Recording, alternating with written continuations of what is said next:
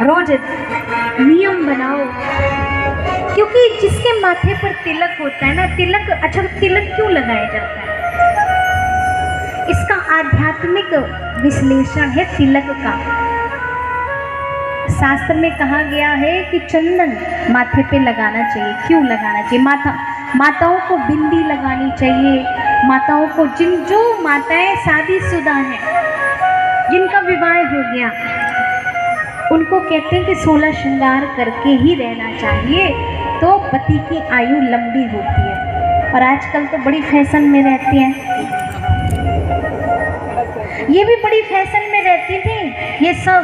ये जब से वात्सल्य के संपर्क में आई है, मैंने इनको एक भी दिन नहीं देखा कि इन्होंने माथे पे तिलक नहीं लगाया हो या मांग नहीं भरी हो।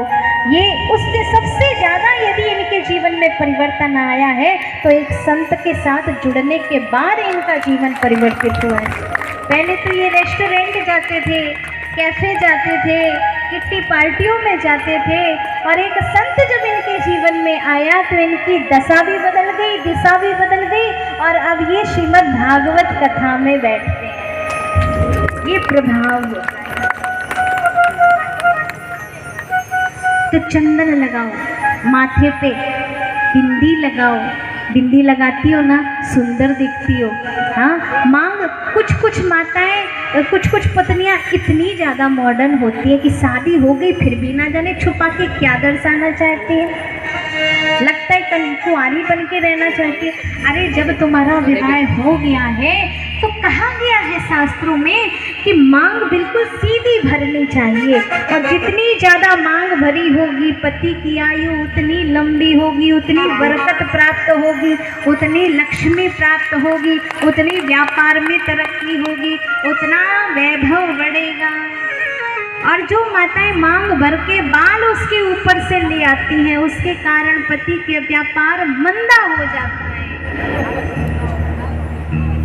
अब तिलक की बात सुनो।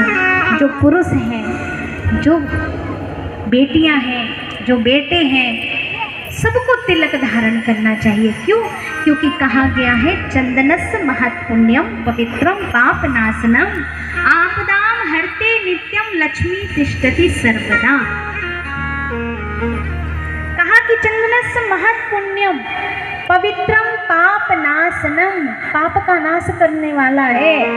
आपदाम हरते, बड़ी से बड़ी विपत्ति भी हट जाती है इस माथे पे तिलक लगाने के कारण। इसलिए तिलक लगा के घर से बाहर निकलना चाहिए। अगर माथे पे तिलक है तो तुम्हारी अकाल मृत्यु नहीं होगी। अगर गले में तुम्हारी कंठी पड़ी है, रुद्राक्ष माला पड़ी है, तुलसी माला पड़ी है, तो तुम्हारी सीधी बैकुंठ में एंट्री होगी, यमराज के पास एंट्री नहीं होगी।